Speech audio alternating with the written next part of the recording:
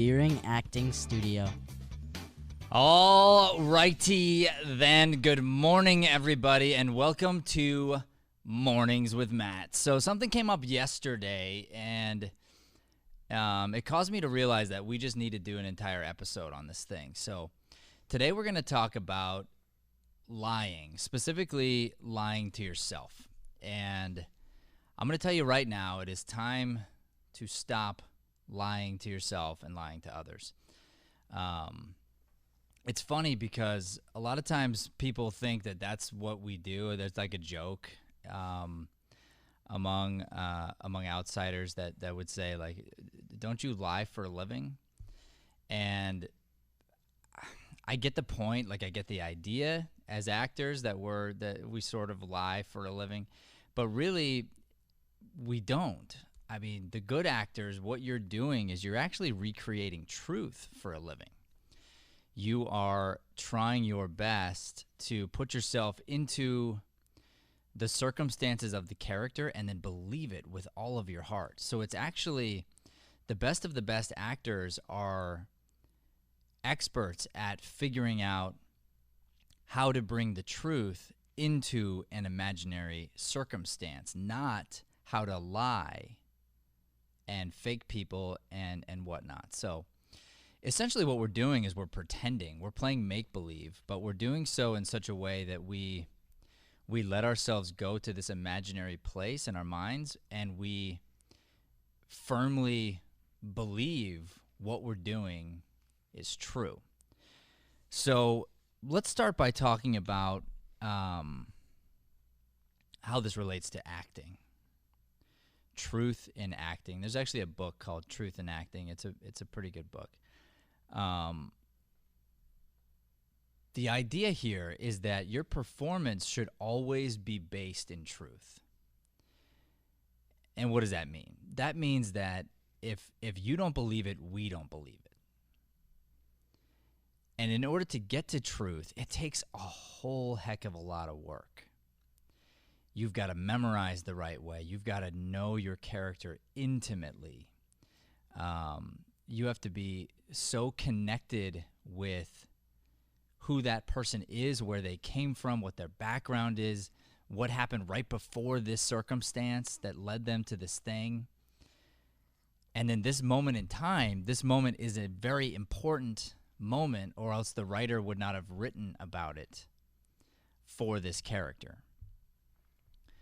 So what will happen sometimes is somebody will give a really good performance in class, and then they'll get a note from me or Brian or Shay that sounds something like this, which is, that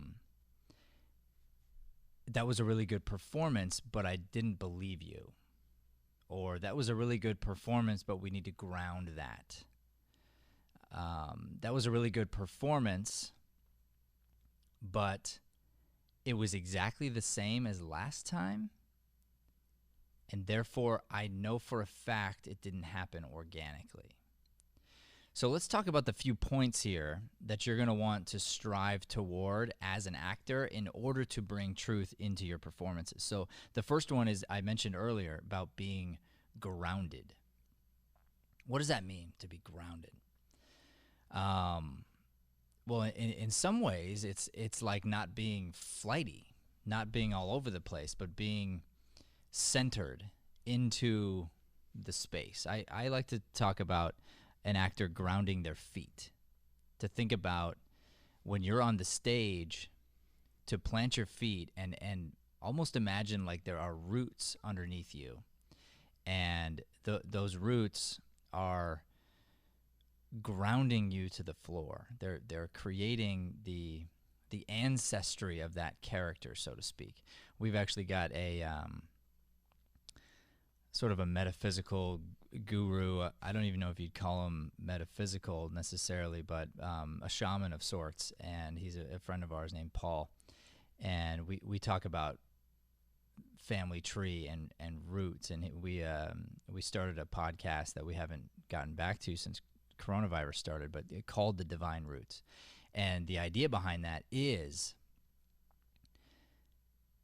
how deep our family ancestral sins and uh, and everything positive in your life and negative, it's all connected to something that is generational. And so there are certain things you're going to want to keep and certain things you're not going to want to keep as a person. And so you have to just understand how deep your roots go. Well, you got to do that same work for your character. So I really firmly believe in grounding your character. I also think when it comes back to feet, this would be the reason why one of the first pieces of costume that I try to figure out for my character is their shoes and their socks and what's going on with their feet. Because it makes a huge difference when you know what's going on with someone's feet, how they're walking, what type of shoes did they get. So a lot of times if I'm working on a play or something or a movie and I'm preparing for it, I won't need to get into full costume in order to practice, but I'll try to get into my shoes because it helps me ground myself into the character. I got Bry Guy here. What's up, Bry Guy? What's up, man? Um, You did that with the play we did way back when, didn't you? And didn't that lead to, if I'm not mistaken, some sort of like a limp or something that you added to him? Like this was before your knee, like before like the first time, way back when you did it. I remember you telling me when we were rehearsing that there was that you found something in him that he had like a limp or something from like fighting or yeah, it was a little bit of a limp, a little bit of a pigeon toe. And then when he got mad, what I found was he would do a little kick, and that became a master gesture that was a comedic move that I did a few times way back when. I didn't actually end up translating that when we moved forward, the kick part, because everything changed about me physically. So I had to find how I now represented the character, which was different than when I was younger. and you were physically disabled at that point, for real. Totally.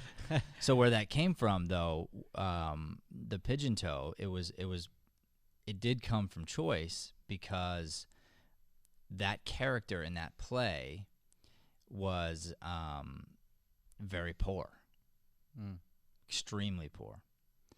And so he had one pair of shoes that he's had for the last 8 years and got them used, and they don't fit. They were too small. And I bought them that way on purpose for the character. I put them on, I rehearsed that way, and my toes got scrunched up. And then as I started to walk, it felt more comfortable to turn my feet in, and that's how I kind of found him a little bit. That's how I found that walk. That's so cool. And then what's interesting is did the same thing with the same character later on after knee surgery, and I was still on crutches and still in my big brace thing that I had. I was just barely getting off of that, and so we were working through the play, and I'm trying to decide, like, should I have crutches? You know, should I like what am I gonna do? Let's like rehearse one thing or the other, and I was trying to figure that out, and I found a cane, and I played with it a little bit, and what's interesting is I didn't need it as much as I used it, but once I found it, I was like, oh yeah, like this guy's he's been in brawls, like crazy, beat up, hurt. So I was able to use the knee, use what I had, that my real ailment, and then sincerely lean on this cane. And so because I leaned on it, the cane sort of became like a third foot, or like the support of one of my feet. So the cane was like a shoe. So the same way when the other shoes pigeon-toed me in, the cane the second time around became this prop that I couldn't live without as a character, and became a source of my power. Actually, it was something that I then used to battle my brother with, and probably, in my backstory, still enabled me to fight in the bars and and whatnot. So it was like a source of pride for him. Mm-hmm. And so, yeah, so it's like finding that and then realizing that as people, think about how important it is, like your feet, your feet and how you stand and walk. It's such a huge determiner of who you are. I can take me right now, having had knee surgery and recovering for a year, and it's not recovered. I still can't run. I still can't even jog or do anything. I can just walk. I'm always in pain. 24/7, I'm in pain. There's not a moment that I'm not. Right now I'm in pain. And I don't talk about it. We don't, it's not something I bring attention to, but that's like my knees are always throbbing. That's the way it is. I've learned to live with it over the last year, and I'm about to have another surgery, and I'm a little terrified for the surgery because I've been there, done that. The last one I was excited for because I'm going, hey, this is going to make me better. Now I'm going, hey, this might make me better. It might make me worse. I know the amount of pain that comes post-surgery. That sucks. So I'm like battling that in my mind, truthfully. But to know me, to play the character of me, you'd have to know, even though I'm standing there and you might not be able to notice it at first glance, there is a slight limp. There is a slight difference in the way that I walk. Or if I had to hurry someplace, you'd catch me. You'd catch me in the pain. Because when I try to hurry really quick, then it's like a knife just stabbing into me. And so I could try to cover it up the best I can, but there's only so much you can do to cover something like that up. And so you'd have to know that intimately. You'd have to find the right shoes. You'd have to really figure out how to play this guy. You, Brian, would be the same way to the extreme. Mm-hmm. Brian has lost all of his toes, and so he has now. Thank goodness. What's the company that helped you with those leg braces? Hanger Clinic. Hanger Clinic. There's a great people, and they created these braces for Brian to help him, and so now he's like running and hiking and doing some things. But in order to even get to where he is now, and I know he's got a lot of ways to go as far as his personal goals and whatnot, but in order to get to where he is now, he's had to endure a lot of pain, a lot of it takes a few weeks to even overcome one small area so that the swelling goes away and the bleeding goes away and the pain goes away. And so, speaking of being in pain, I know Brian knows what I'm talking about intimately. I think he's been in pain in some way, shape, or form, probably ever since the coma. Yeah. So, 5 years, what is that, longer? I don't know. Yeah, 5 years. And so it's interesting, like we all have pain. We all have something that we're dealing with, whether it be emotional, physical, etc. But to play Brian, if you're going to play you, if someone was going to play you and they didn't pay attention to your feet, they would get you wrong. Totally. And that's the idea. So going back to just being grounded, paying attention to the ground, it'll help relax you. It'll help center you. It'll help put you into this character's world, essentially. And that is essential to finding the truth. If you don't start from there and build up from that, you'll never find the character's truth. And that's what today is all about, is about stop lying to yourself. Well, if you haven't done that work, you are lying, and you're not there yet. You're not ready. I don't know if you've done this work yet for your character you're doing for Masterclass. Have you figured this out? Have you paid enough attention to it? No, I have not. So we've started on it, just barely, but we decided to go first through all of the blocking, go through all of the memorization to get all that down super well before we could start touching. So blocking, honestly, you shouldn't be doing too much of without knowing about your feet. Memorization, different. Now, your play is a Neil Simon. There's a lot of timing to it. Yeah. And so it is Neil Simon, right? Yeah. Yeah. Barefoot in the Park. Yeah, Neil that's Simon. what I Yeah. thought. And so you might be like looking for memorizing of certain blocking that has to get done, but not the actual doing of it. Mm. Because and much like I figured out how my knee played into the character this last time we did Lonesome West, you have to figure out how your feet, your hands, your circumstances play into who Paul is. Yeah. Because you are who you are, so your circumstances are going to be a part of every character you play. Mm-hmm. So every character you play doesn't have fingers. That's how it is. Yeah. Yeah. Right? And so now you have to go, okay, he doesn't have fingers. That never stopped him, blah, blah, blah. Like maybe you figure out how that happened. Were you born that way? Well, da-da-da-da. And you kind of just like, you just add that into your character backstory. Mm-hmm. And then you figure out, well, Paul's a successful dude. He's a lawyer. He made it through law school. Mm-hmm. So he's just now getting started with his law practice, but that means like the dude knows how to grind. He's found a way. Mm-hmm. And so so that will all become a part of like who he is. Now think about his shoes, okay? And visualize a lawyer in New York, visualize somebody who now is not rich because he's just starting. Yeah. He's got debt, from school, and he's got this and that. But at the same time, he has to put up a certain He has to look a certain way. image. People have to see him a certain way. Yeah. For him to be taken seriously. Yeah. So Yeah.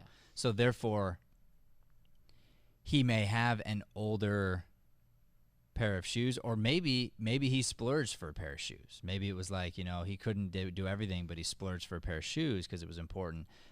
Or he has.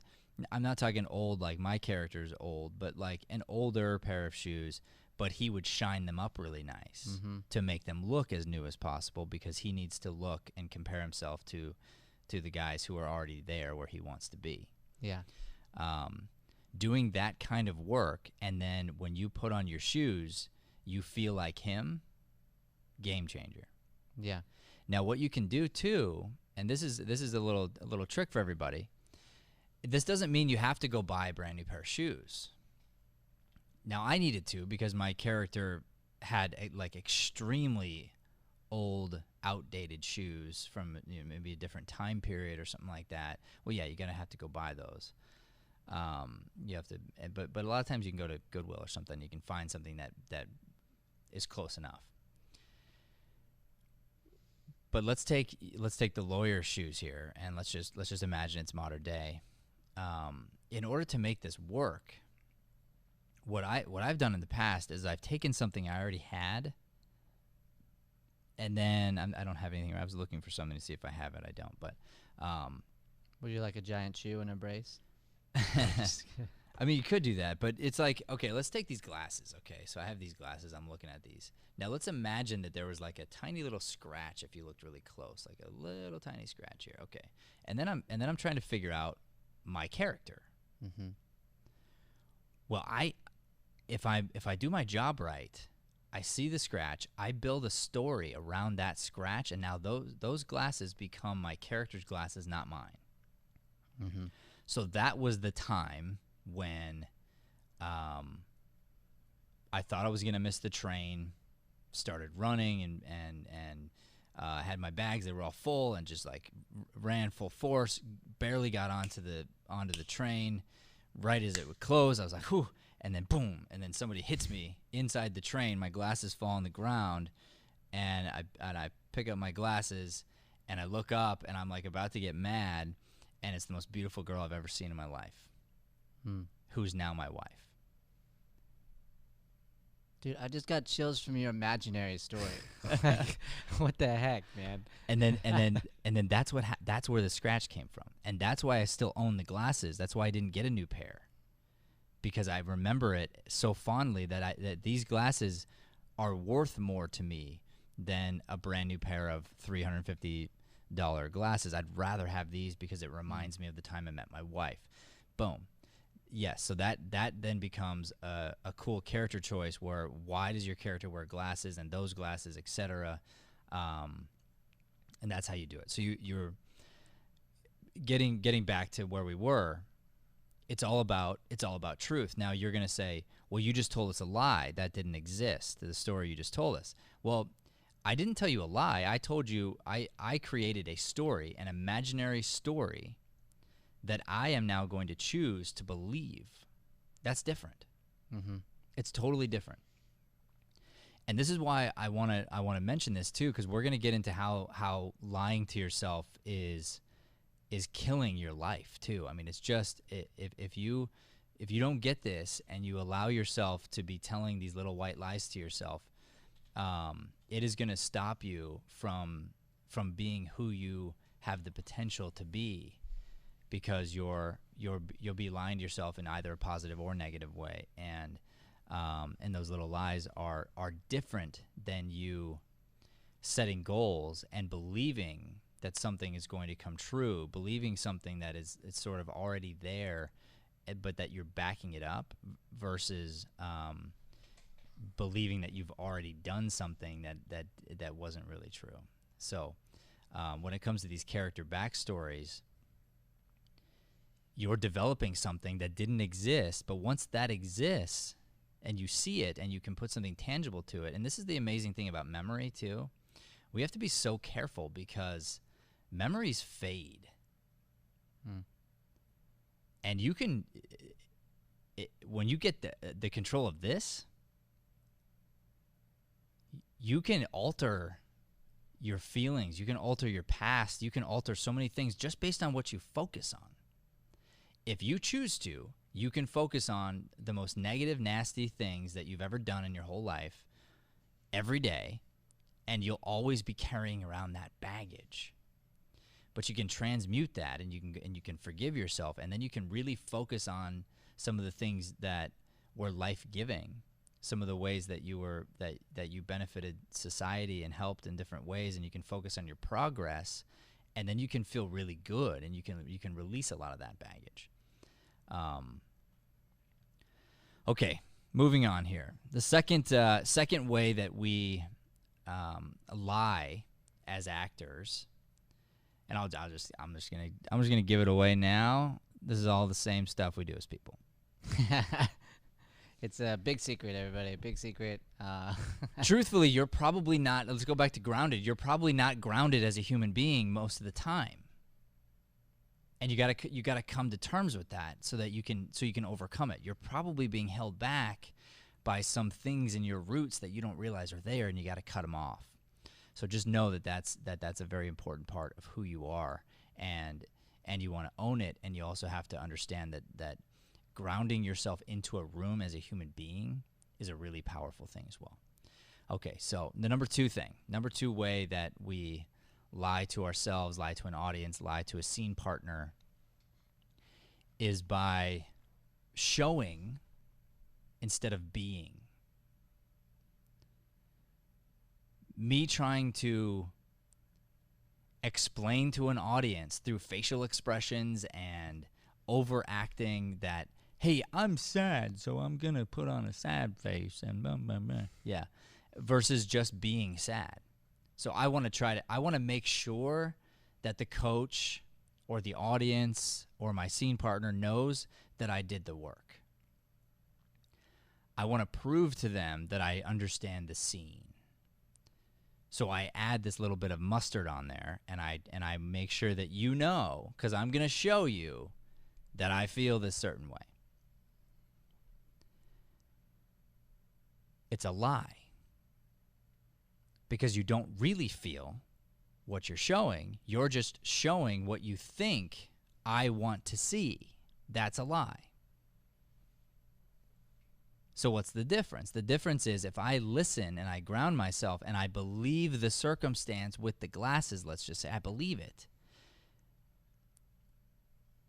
And then you grab my glasses and smash them in front of me, I'm going to have a reaction, an emotional reaction to what just happened.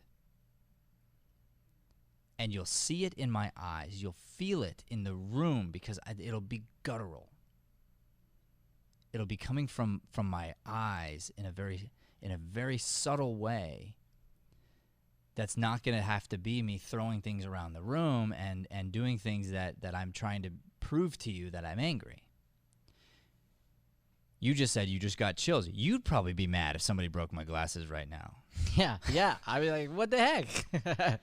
And that's the kind of work you do, because if you've done the work right, the audience would be angry on your behalf because they could see the attachment you have to an item or to a person or to whatever.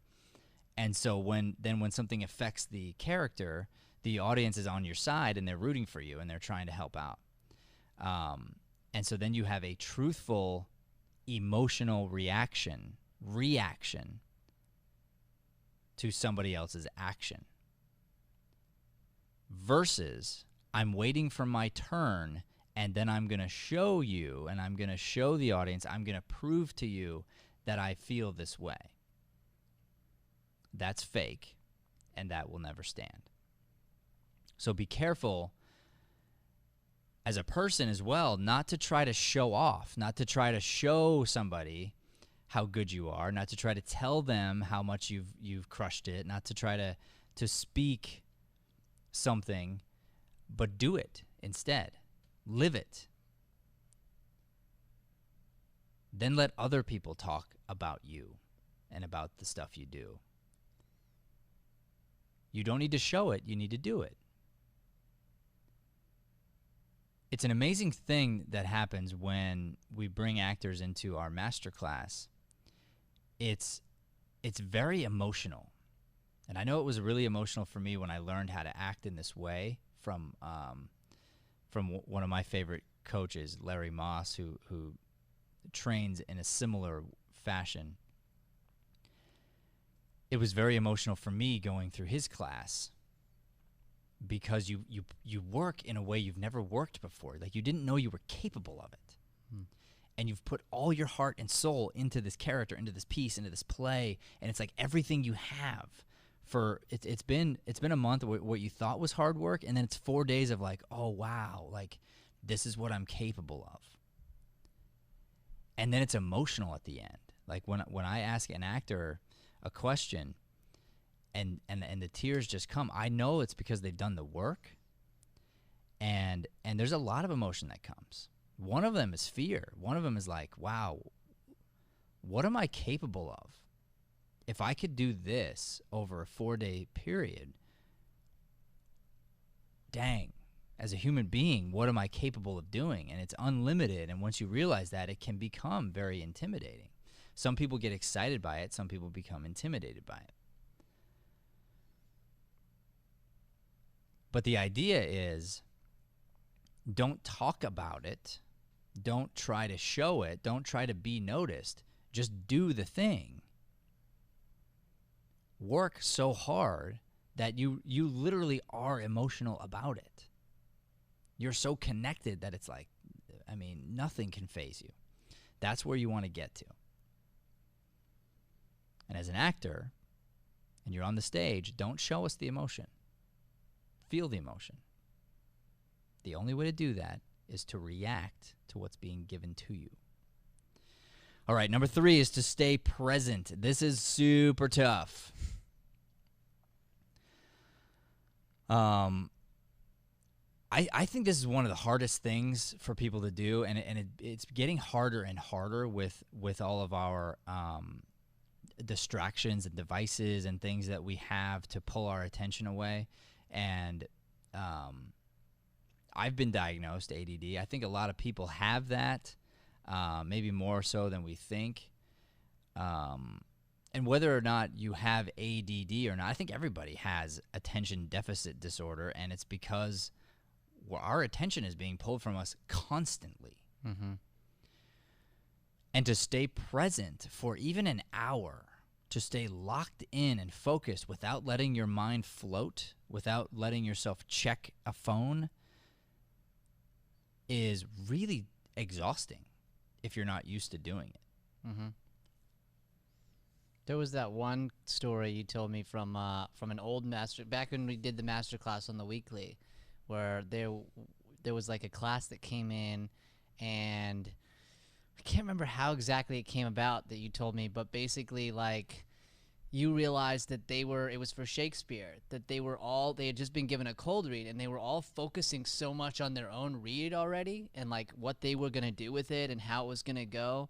And they weren't paying any attention really to the person who was up there. Well, you'd think that through that they would do better, right? And the story you basically told me was that actually that ended up not being the case. And then you gave them an exercise that made it so that you even had to end class way early because they had to focus. They were so tired, bro. And all I did was I said something like, I was like, who's judging the person on stage? Nobody raised their hand, as I didn't expect they would. And so I was trying to release the person on stage. I was trying to release their fear. But it turns out, yeah, there was this whole other lesson to be had. So then I said, okay, who's actively 100% from beginning to end consistently loving the person on stage, sending them love? And I raised my hand and no one else did. And that's where I coached from. I coached from this place of absolute presence, absolute connection to the person that we're trying to help here. And I love them so much. I'm literally doing it with them in my mind, in my heart, and I'm trying to find ways to enhance their confidence, to enhance their performance, to enhance them as a person. And when I see moments when they're not grounded, they're not being truthful, they're not, they're showing, I redirect. When I find moments that I'm like, okay, what's going on in my mind is better than what's happening here. Let me try to help them get there. Cool. And then what's interesting is I'll be so present that I'll be listening and I'll be kind of moving with them and I'll be doing the scene with them. And when they come up with something that I didn't come up with that's better than what's going on in my mind, I am so delighted by it that it just fills me with this euphoric joy because A, they get it, and B, I know my idea is not the best idea. I'm not trying to be the best. I'm not trying to make you into me, nothing like that. I'm just trying to help you understand that there's a right way and a wrong way. There's truth or not truth. Like that's sort of how it goes. So when you find a better truth, because there's always going to be a better truth. You're never going to be done.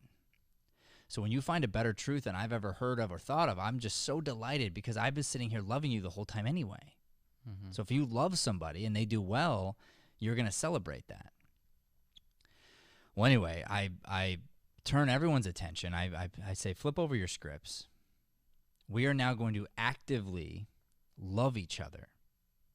Focus, send these loving thoughts while each other perform. And what happened was we were doing a memorization test. That's what was happening in the class.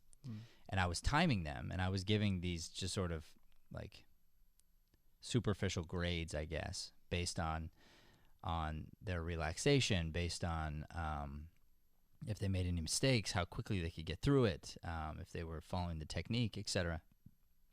And everybody improved by a minimum of 30 to 40% because they were being actively loved, because people were loving them, and they knew it, and they could feel it, and they were feeding off of it. And then when everyone was done going, the entire class, at one point, one of the actors, actually, this was Shay, bro. She was still an actor and wasn't working here yet. She gave a performance that was so connected and grounded in love also. And she, like, sometimes you're not used to getting that much love coming at you all at the same time. I mean, I know I'm not. Definitely. Like, sometimes when you get love, you're not expecting it. You're like, I didn't know people loved me. Like, I actually didn't know that, and it's emotional. She was just bawling and gave this powerful performance with a voice right through it.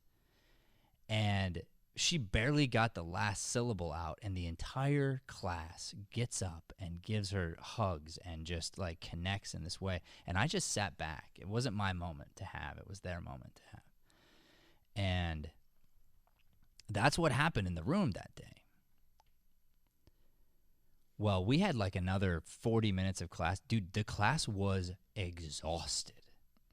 Not from the memorization, not from the performance, but from the loving each other, from the being present in the room, because they weren't used to being present in the room. It's like a muscle that they hadn't worked out in so long. And so, and I say I've built up stamina for this because I practice it over and over. Like my phone it's not here. Mm-hmm. Everything's on silent. The only thing that matters to me is you, the audience listening, Brian right here. I'm connected. I'm grounded into this space. If someone needs to get a hold of me, they're going to have to show up here. Yeah. And so I practice this, and then doing like master classes, it would be like 8 hours a day, 4 days in a row of the same thing, where my phone's in my bag in the other room, mm-hmm. and I don't know what happens until lunch.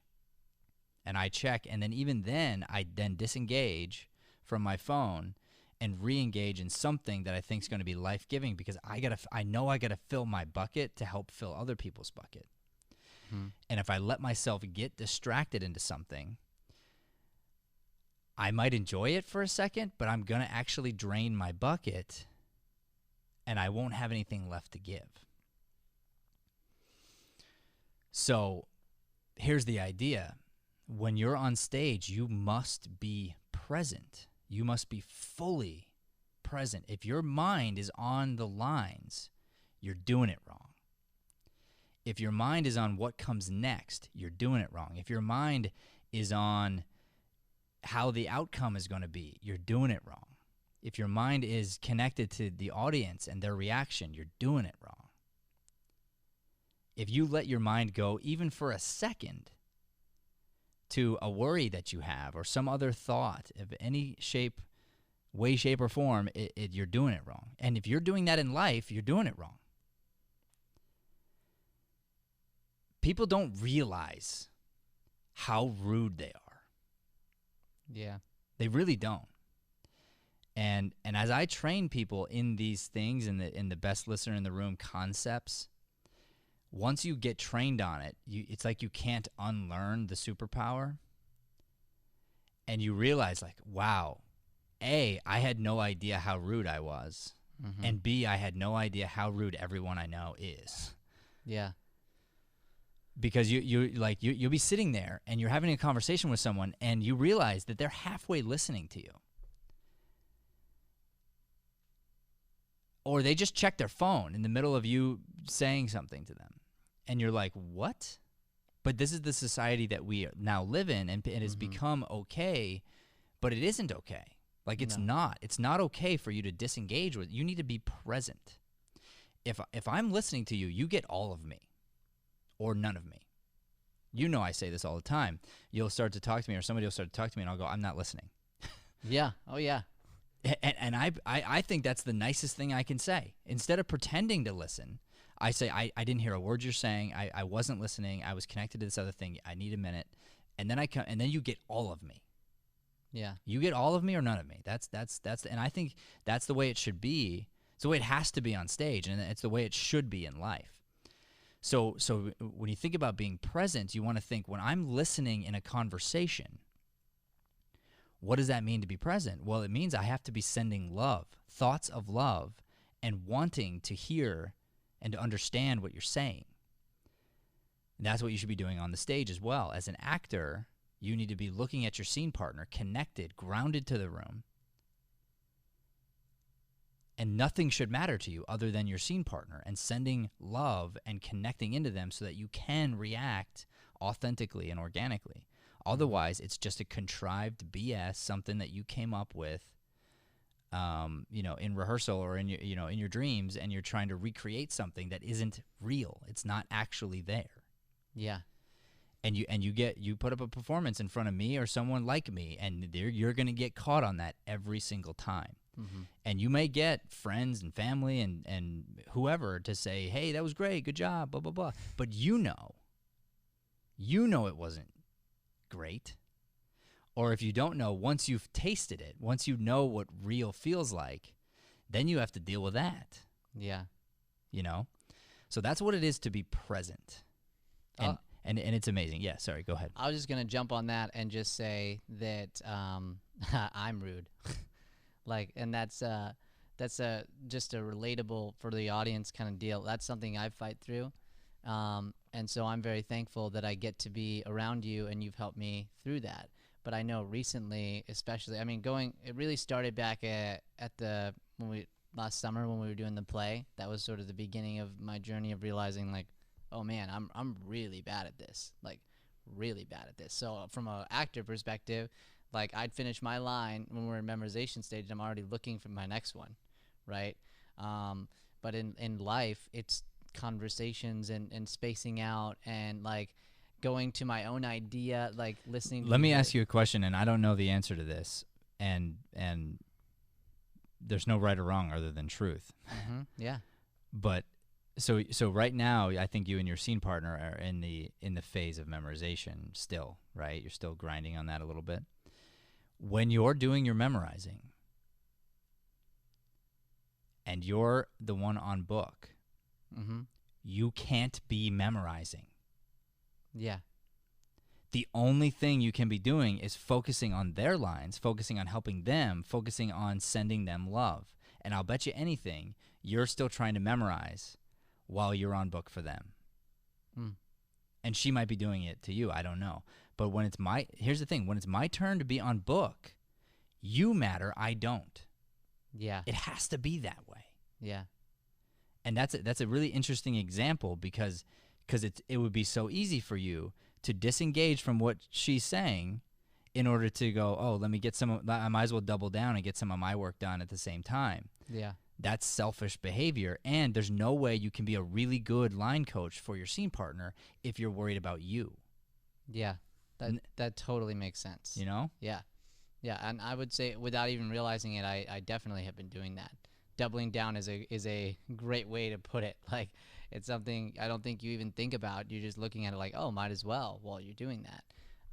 But you're right. It should just be completely and 100%. You're just like laser focused on every word and making sure that and that's how I know there's already been one example where I've missed a word, for her that was like a slight word change. And that probably came that came right from that place. That's right. That's right. And this is what's cool, because this comes back to previous episodes. My scene partner screws up a line. Guess what? That's my fault, not theirs. Yeah. That's my fault. We did lines together, and I didn't catch you on that. Why? Because I was being selfish. Because clearly I was not fully present, because it's not that hard to look at a sheet and see, did you say the word that's right here? Yeah. But it is really hard if I'm not actually looking at the sheet while you're saying it. Yeah. And if this ever comes up where they say, did I get that right? And you have to go, hold on, let me check. Then you ain't doing your job, because you should know. Yep, you got it. Yep. Immediately. Yeah.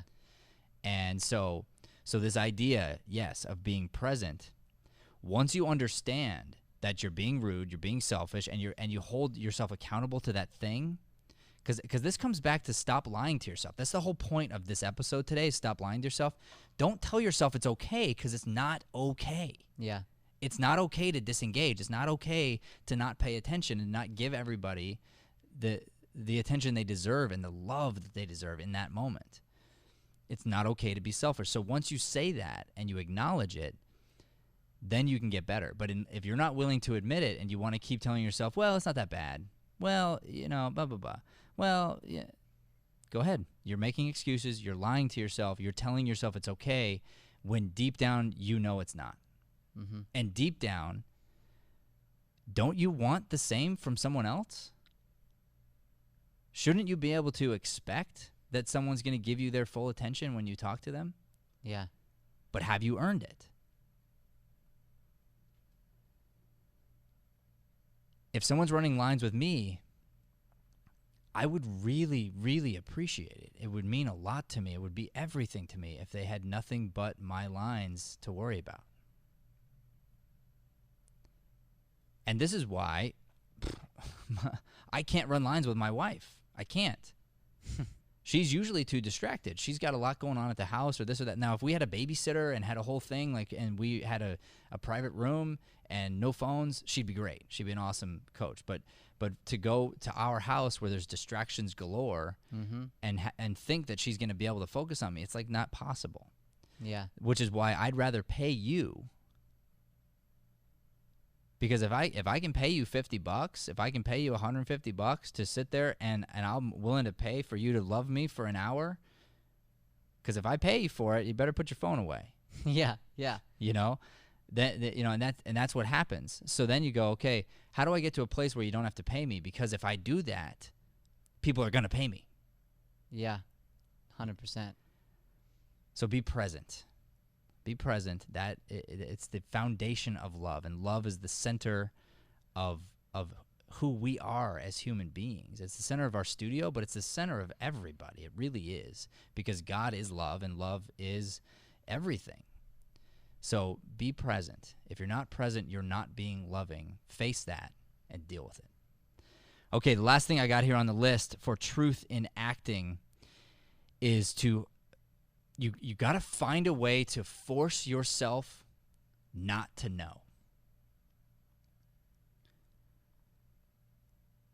And this is one of the hardest concepts for an actor to understand and then implement after they understand, which is the actor knows what comes next, knows the next line, knows what happens, but the character doesn't. Mm-hmm.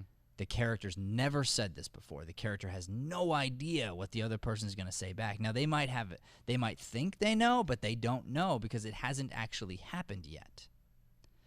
Therefore, you're trying to get yourself into a place where even though you have a script, you are improvising by listening, by being present, by being grounded, by being all in on the other person. You actually can allow yourself to forget your lines the same way you forget your phone. You forget that it's even there or it exists. And then if it beeps, it actually surprises you. That's you have to force yourself not to know. As a human being, same idea.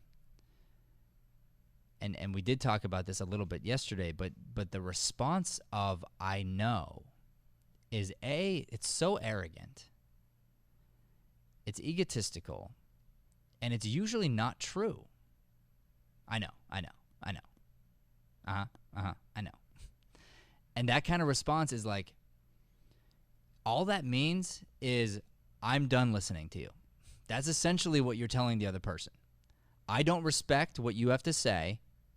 I already know what you're trying to tell me. Therefore, I've stopped listening a while ago, so you might as well stop talking. I mean, that's essentially what you're saying when you say I know to somebody. Instead of forcing yourself into a place of I don't know.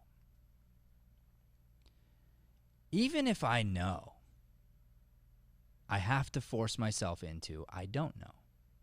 It's easier said than done. But if you do this, man, is it powerful. So here's an idea, right? So let's say I know how to memorize, which I do. I've studied it. I've been memorizing for many years. Had lots of success, had different stories, yada, yada. And someone says, hey, let me tell you how to memorize. I'm like, I already know how to memorize. Thank you. And they're like, cool, all good. And I do, man. I've written blogs about it. I mean, I have a to-do list, blah, blah, blah. Well, guess what? Because I didn't take that perspective and I was writing an article about confidence and I was writing about the power of memorizing for your brain to gain confidence, to exercise your brain, to overcome dementia. I mean, there's so many benefits to it. I'm doing the research on this and assuming I don't know. By doing that, dude, I found 2 brand new exercises, one of which is now my very favorite thing to do. And I just found it like 6 months ago. Mm-hmm. But that comes from me saying, I don't know. So, and then it gets even better. So now if you tell me something that I already know, if I cut you off and I say, I know, I don't get the benefit of hearing the thing I already know repeated back to me in a new way, in a unique way, that maybe would help me explain it better than I've been explaining it in the past. So even if I know it, I don't know it the way you're going to say it exactly. Yeah. So you have to not know. Stop lying to yourself. You don't know. You have an opinion, you have a perspective, but you don't know. Facts are debunked every day. Things we thought were the absolute, weren't going to change. That's the way it is. So to say you know it's arrogant, and it's just not truthful. So avoid it like the plague, and discipline yourself to get into a place of curiosity, of I don't know. As a matter of fact, this will be a whole episode in and of itself. The idea of I don't know and how to be curious, because curiosity is it's so awesome. If you can find how to be curious like a kid, dude, change your life. Well, we all knew the world was flat, so Yeah. at one point. Well, and now it's funny you say that. I've got a brother-in-law who now is a conspiracy theorist. He loves conspiracies, and apparently the world is flat. But you know what's crazy, bro? I don't think it is flat. Right. But I've never been to space. I've seen photos. I've seen, you know what I'm saying? Like, so obviously there's overwhelming evidence toward the fact that it's round. Right. But I don't really know. Like, I think I know. But as soon as you can really actually prove me wrong, if I'm not open, I'm not open, or I'm open. You know what I mean? Sure. So I might be like, dude, you have you got a big mountain of evidence that you have to overcome to talk me into this one, because I'm pretty sure the evidence stacks against you. Yeah. But not I know and you're wrong. Sure. That perspective is flawed. Yeah. Okay, so I want to end here. I want to talk about just a couple quotes I looked up here. If you want to improve, you must be content to be thought foolish and stupid. That was Epictetus, the philosopher. If you want to improve, you must be content to be thought foolish and stupid. What does that mean? That means I don't know. That means saying I don't know. Why do you not say I don't know? Because you don't want to be foolish. You don't want to be thought to have not known. So then you respond with I know. You don't know. Stop saying that. Take it out of your vocabulary.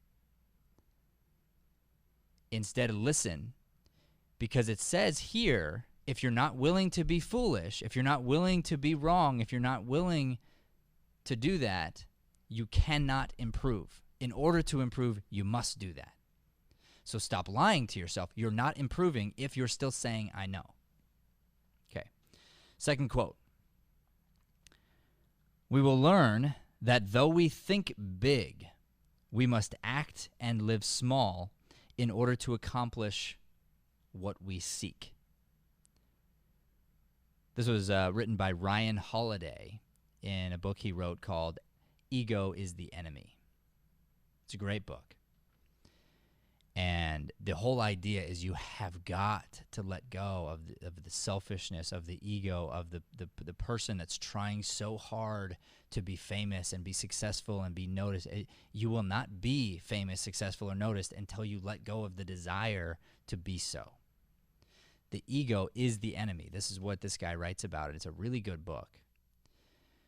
So even though you think big, you have to learn to live small.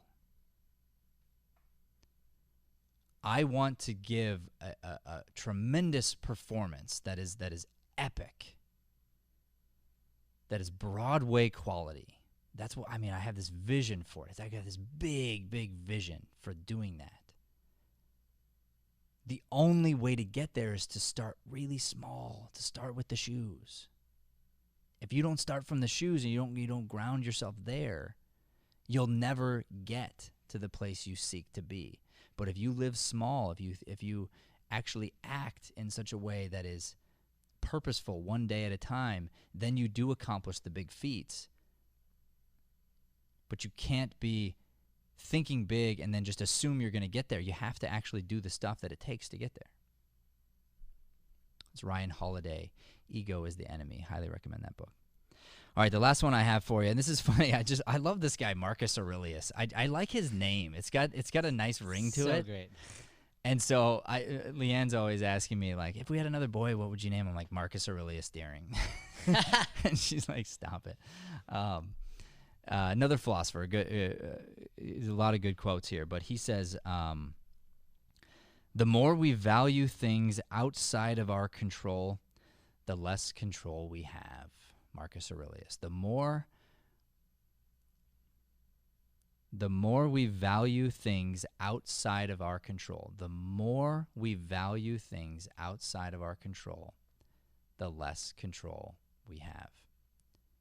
And if you know me, you know that this has been one of the core principles that I've been teaching from, living from, and trying to inspire from for a very long time. Start letting go of things. Start letting go of statuses. Start letting go of things. Like, you don't deserve anything. Just because you're a vice president, you don't deserve respect. You have to earn respect.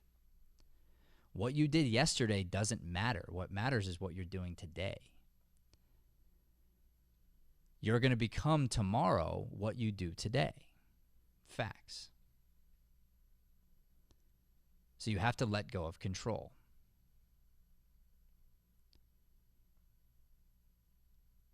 I have this thing. I love being around high achievers, people that are next level human beings who are in the process of taking themselves next level. I love it. I was working with a guy named Thomas Gorney over at Nextiva, who's a very successful man, and people think he's nuts who are around him, but now they think I'm nuts because I go toe-to-toe with this guy. And whenever he brings me into coaching, I will just, like, whatever his hours are, I do more. It doesn't matter. Like, whatever it is, I'm going to do more. And now he's a dude, I mean, really smart human being. He's been doing it longer than I have, so he's earned more than I have. He's a billionaire. He deserves it. He deserves it. I'm sorry. He deserves it. He's an immigrant, worked his way up. He told me stories about how he couldn't afford the milk for his cereal as an immigrant. And now, I don't know if he's a billionaire, 100 millionaire, whatever he is. He sold the company for $1 billion. That's all I know. He deserves it. Good for him. Good for him. I'm not jealous. I don't want what he has. I just want to go, cool, man. Good for you. Let me learn from you, and let me see if I can go toe-to-toe with you. So I wanted to thank somebody. Is it Okanobo? Paul's last name? Yeah.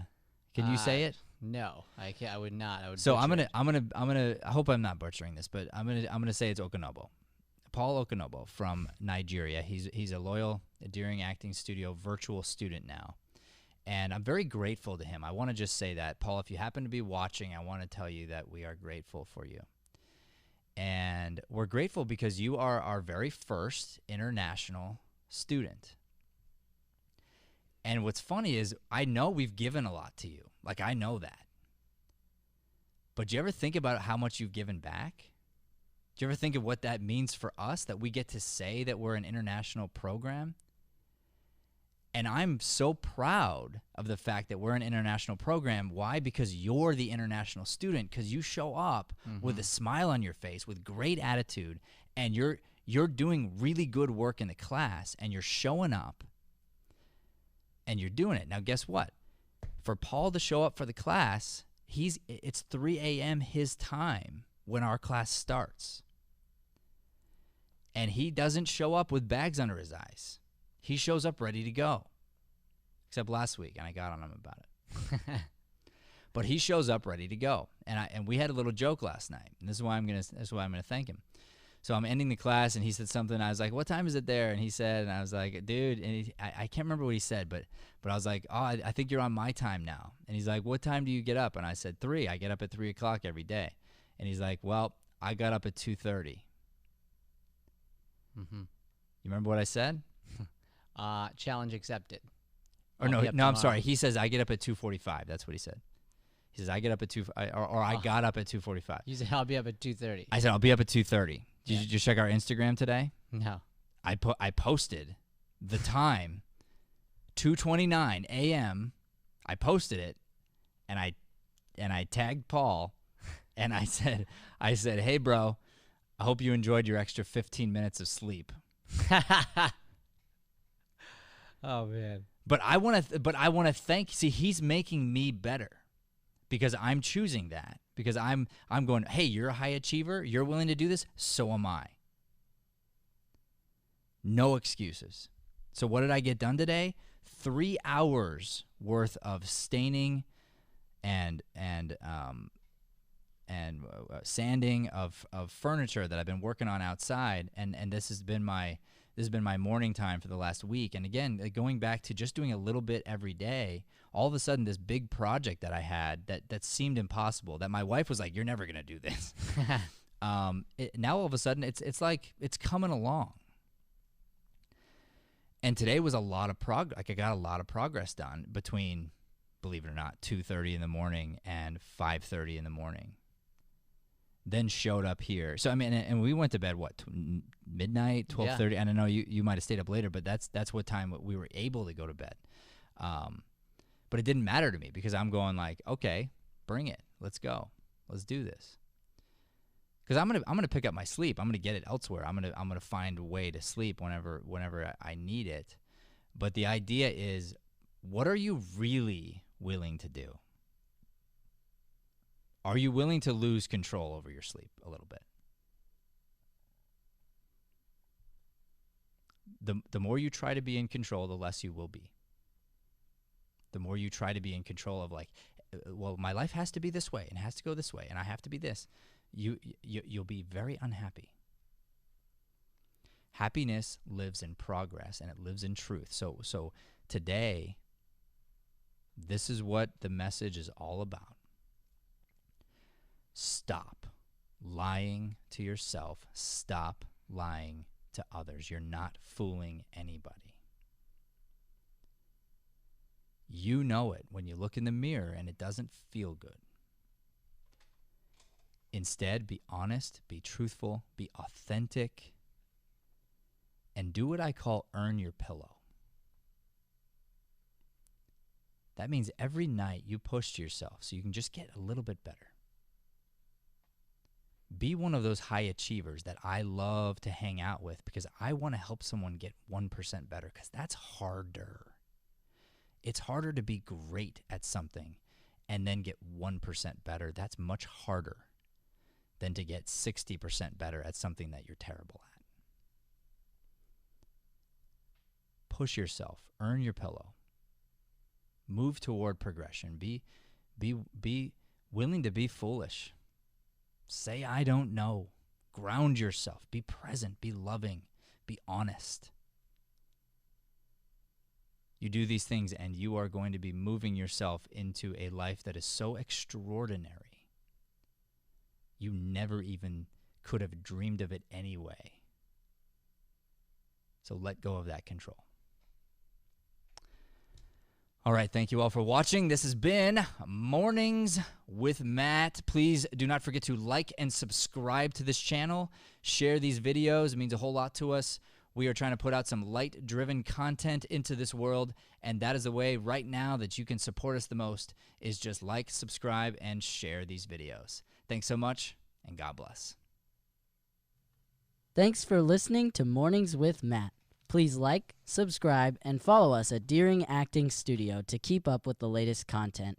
For more information on classes, private lessons, or professional development coaching, visit www.deeringstudio.com. Have a Deering day, everyone.